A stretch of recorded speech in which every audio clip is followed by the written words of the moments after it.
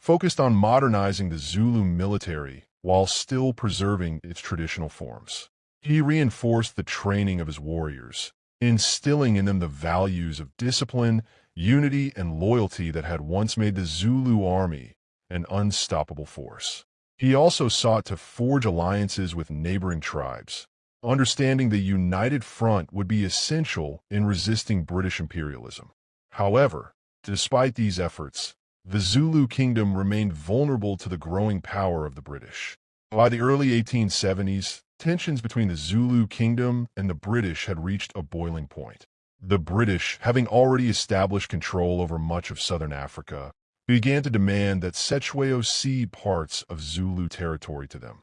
The Zulu king, unwilling to submit to British demands, refused to compromise on the sovereignty of his kingdom.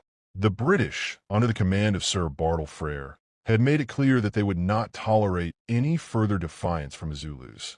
A confrontation seemed inevitable, and it was only a matter of time before war would break out between the two powers. In 1879, the British made their move. They issued an ultimatum to Cetshwayo, demanding that the Zulu kingdom disband its army, cease its warlike activities, and accept British authority over the territory. Cetshwayo, recognizing that the British would not back down, rejected the ultimatum. The Zulu kingdom, with its warriors ready for battle, stood firm in its resolve. The stage was set for a dramatic Zulu empire was reduced to a shadow of its former self. Zulu people into the British colonial system, but it ignited further unrest.